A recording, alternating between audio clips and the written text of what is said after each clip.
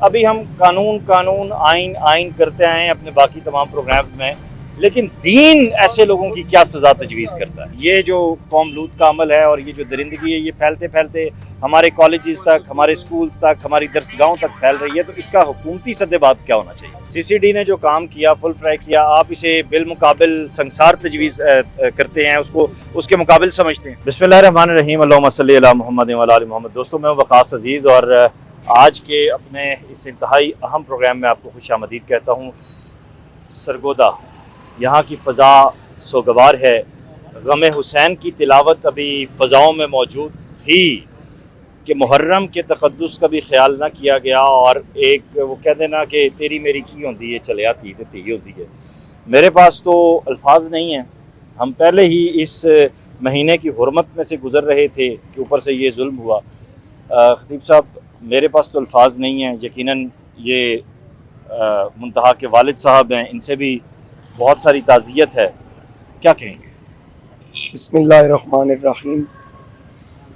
اس وقت ہم اس پورے خاندان کے غم میں برابر کے شریک ہیں، اور جو یہ حادثہ ہوا پوری دنیا جانتی ہے، صرف مسلمان نہیں بلکہ غیر مسلموں کے دل بھی کانپ اٹھے، اور اس پر جتنا افسوس کیا جائے کم ہے۔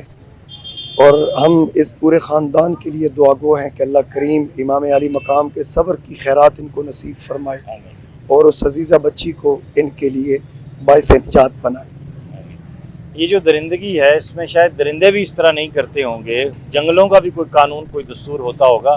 ابھی ہم قانون آئین کرتے آئے ہیں اپنے باقی تمام پروگرامز میں، لیکن دین ایسے لوگوں کی کیا سزا تجویز کرتا ہے انتہائی سختی کے ساتھ؟ دیکھیں جی کہ یہ اسلامی جمہوریہ پاکستان ہے، اور اگر اس میں اسلامک قوانین نافذ کیے جائیں تو میرا خیال ہے ایسا پھر کبھی ممکن نہ ہو، کیونکہ اسلام جو کہتا ہے اگر شادی شدہ ایسی حرکت کرے تو اس کو سنسار کیا جائے، اگر غیر شادی شدہ کرے اس کو سر عام کوڑے لگائے جائیں، اور سنسار کا حکم بھی سر عام کا ہے۔ ایک سزا کسی کو سر عام دے دی گئی، اور یہ عین اسلام کے مطابق ہے، اور اسلام نے اسی لیے اس سزا کو تجویز کیا تاکہ اس کے بعد لوگ عبرت پکڑیں۔ سی سی ڈی نے جو کام کیا، فل فرائی کیا، آپ اسے بالمقابل سنسار تجویز کرتے ہیں، اس کے مقابل سمجھتے ہیں؟ دیکھیں جی، یہ بالکل درست ہے، سی سی ڈی کے آنے پر ہماری حوصلہ افزائی ضرور ہوئی ہے، لیکن جرائم میں کمی نہیں ہوئی۔ شاید اس کی وجہ یہ ہے کہ یہ ایسا کام سر عام ہونا چاہیے تاکہ دیکھنے والے دیکھیں کہ کس اذیت کے ساتھ ان کو مارا جا رہا ہے جنہوں نے یہ ظلم کیا۔ آپ یہ سمجھتے ہیں کہ آئین اور قانون جو ہے وہ شریعت کے مطابق عمل کر رہا ہے ایسے کیسز میں؟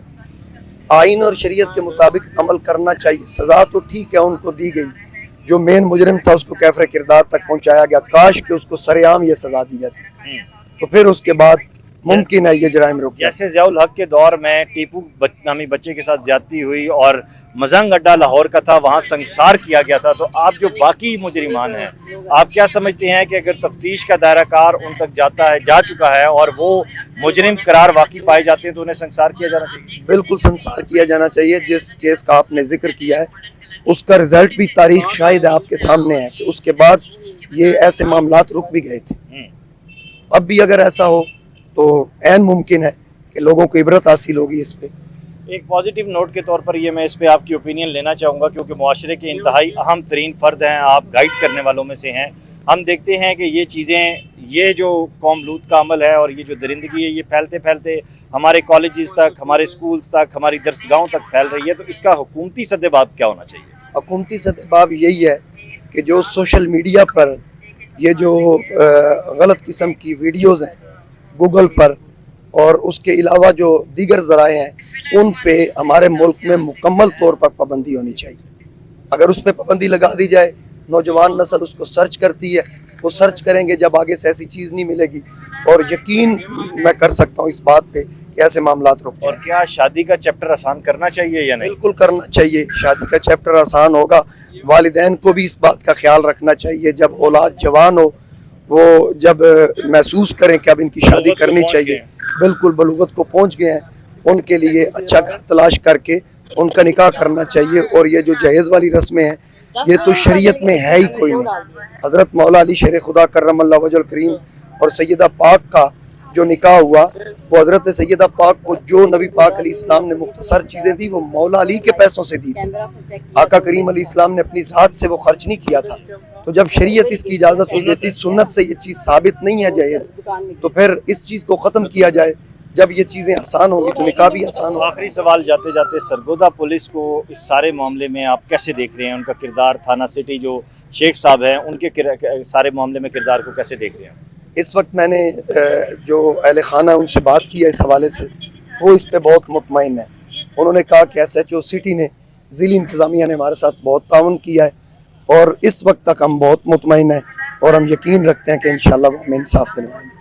دوستو انصاف کی بات ہے تو انشاءاللہ تعالی انصاف جو ہے وہ ہوتا نظر آئے گا تو ریاست میں امن اور سکون اور استحکام پھیلے گا. اور خطیب صاحب سے اتنی لمبی بات کرنے کا مقصد یہ تھا کہ ان جرائم کے سدباب اور ان کے خاتمے کے لیے ہر گھر کو اپنا کردار ادا کرنا ہوگا, زندگی کے رویوں کو اور شادی کے چیپٹر کو آسان کرنا ہوگا.